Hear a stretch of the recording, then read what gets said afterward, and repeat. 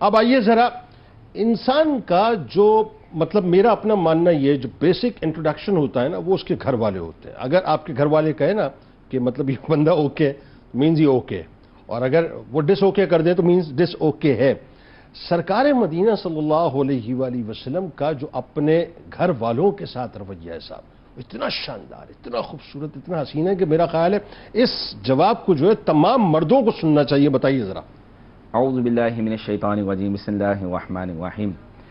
بالکل یہ ایک حقیقت ہے کہ انسان کی شخصیت, اس کا کردار, اس کی عادت و اطوار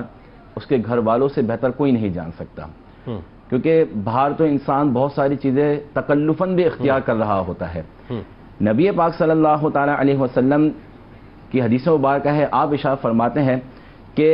تم میں بہتر شخص وہ ہے جو اپنے گھر والوں کے لیے اچھا ہے, اور میں تم سب میں اپنے گھر والوں کے لیے زیادہ اچھا ہوں.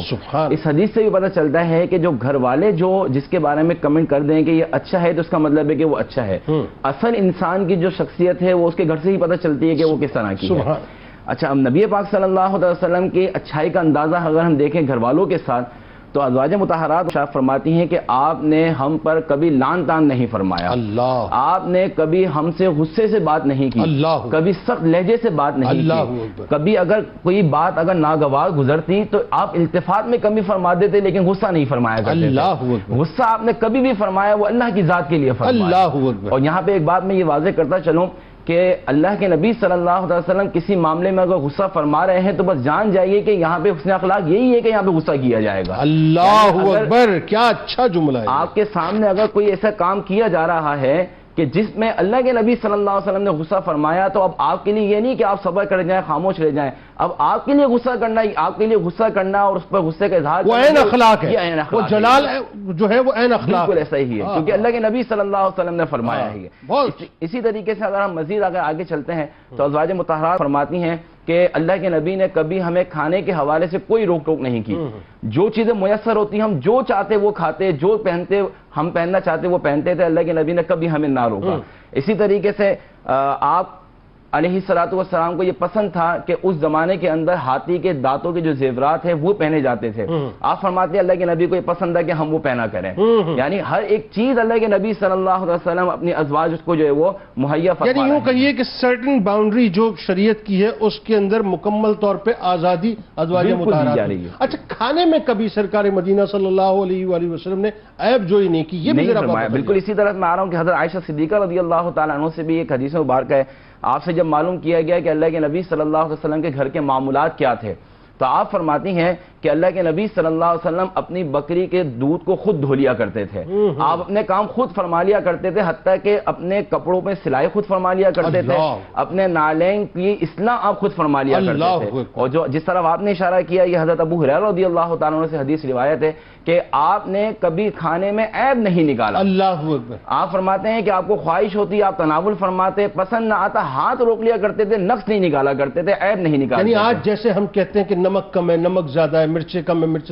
مزاج کا نہیں بنایا, سبزی کیوں بنا دی, گوشت کیوں نہیں بنایا, مٹن کیوں نہیں بنایا, بیف کیوں بنا دیا, میرے سرکار کی عادت نہ. یہ عادت بالکل نہیں تھی, بلکہ اس سے ہمیں درس حاصل کرنا چاہیے ان ساری باتوں سے, خاص طور پہ ان مردوں کو کہ جو بات بات پر اپنی ازواج, اپنی زوجہ پر, اپنے گھر والوں پر غصہ کر جاتے ہیں. بہت سو کی ازواج بھی ہوتی ہیں, بالکل ٹھیک ہے, ایک بھی ہوتی ہے, دو بھی, تین بھی ہوتی ہیں, بالکل ایسا ہی ہے. تو وہ غصہ کر جاتے ہیں, بات بات پہ تانے دینا شروع کر دیتے ہیں, بعض تو گالیاں تک دیتے ہیں, مار پیٹ تک کرتے ہیں. ہمارے سرکار کی آپ عادت مبارکہ دیکھیے کہ اپنی ازواج کے ساتھ کس طرح رہ رہے ہیں. پیار محبت کا ماحول ہے, بالکل آزادی دی ہوئی ہے کہ شریعت کی باؤنڈری میں جو چاہے کرنا چاہے کر سکتی ہیں, کوئی روک ٹوک نہیں ہے. یہ حاصل کرنا, یہ یہاں سے درس حاصل کرنا چاہیے کہ تھوڑی تھوڑی بات پر جو ہے وہ عزت اتار کے جو ہے وہ ہاتھ میں رکھ دینا, گالم گلوچ کرنا, حتیٰ کہ گھر والوں تک پہنچ جانا, اس سے جو ہے وہ ہمیں بچنا چاہیے. ایک اور چیز جو بڑی خاص ہے, جیسا کہ آپ فرما رہے تھے کہ سرکار مدینہ صلی اللہ علیہ وآلہ وسلم باوجود اس کے حجرات مقدسہ میں ازواج مطہرات ہماری مائیں, امت کی مائیں موجود ہیں,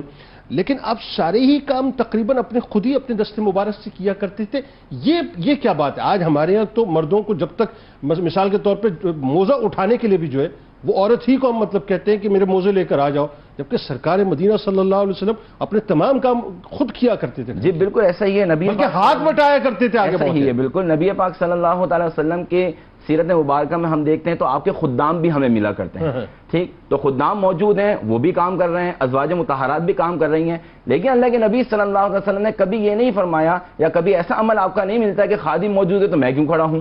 ازواج موجود ہے تو میں کیوں کھڑا ہوں، بلکہ آپ ازواج کے ساتھ مل کر کام کیا کرتے تھے، باوجود اس کے کہ اللہ کے نبی صلی اللہ علیہ وسلم کی ذات اقدس پر اتنی اہم ذمہ داری ہے کہ امت رہتی دنیا تک ایک پیغام پہنچانا اور یہ مدنی زندگی ہے، یہ یہاں جنگ سرائے اور غزوات کا سلسلہ ساری چیزیں موجود ہیں اس میں، تو یہ ساری چیزیں ہمیں نبی پاک صلی اللہ علیہ وسلم کی سیرت سے اپنی سواریوں کو چارہ بھی خود اپنے دست مبارک ایسا ہی ہے، بالکل ایسا ہی ہے کہ آپ جو ہے وہ اپنی سواریوں کا خیال بھی کر رہے ہیں، جیسا کہ ذکر ہوا کہ آپ بکریوں کا دودھ بھی آپ خود دھو رہے ہیں۔ اچھا، ایک اور بات یہاں پر ہے کہ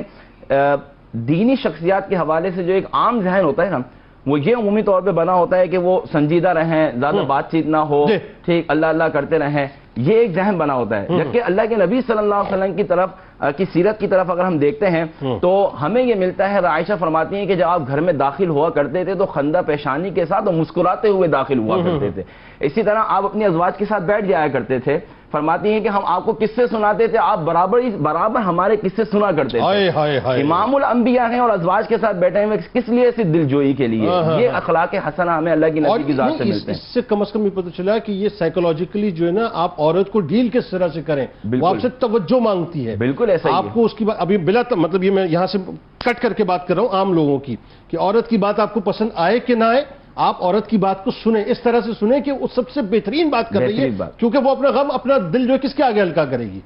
ہمارے ہاں جو معاملہ ہوتا ہے نا کہ عورت جو ہے وہ پڑوسن سے بات کر رہی ہے یا فون کر کے کسی اور سے بات کر رہی ہے، اس کی ایک بڑی وجہ یہ ہوتی ہے کہ شوہر اس کو ٹائم نہیں دے رہا، وہ اپنی بات کرے تو کس سے کرے؟ سرکار نے بتایا کہ اس کی بات توجہ کے ساتھ سنو، اور صرف ایک زوجہ نہیں، اللہ کے نبی صلی اللہ علیہ وسلم کی جتنی ازواج تھیں، اللہ کے نبی روزانہ عصر کی نماز کے بعد اثر تا مغرب جو ہے وہ ازواج کے پاس جایا کرتے تھے، سبحان اللہ، باتیں کر رہے ہیں، باتیں ان کی سن رہے ہیں، ان کی باتوں کو جو توجہ دے رہے ہیں، جو کام ہے وہ پورے کر رہے ہیں آپ، یہ ساری چیزیں نظر آتی ہیں، حتیٰ کہ ہمیں یہ تک نظر آتا ہے کہ حضرت عائشہ صدیقہ رضی اللہ تعالی عنہ فرماتی ہیں کہ ہم نے ایک مرتبہ اللہ کے نبی کے ساتھ کھیل بھی کھیلا، دوڑ لگائی، دوڑ کا مقابلہ ہوا، فرماتی ہیں کہ ایک مرتبہ میں آگے نکل گئی، پھر ایک زمانہ ایسا آیا کہ جب دوبارہ یہ مقابلہ ہوا تو اللہ کے نبی صلی اللہ علیہ وسلم آگے نکل گئے اور فرمایا عائشہ یہ اس جیت کا بدلہ ہو گیا، حمیرہ اس جیت کا، مطلب پیار سے حمیرہ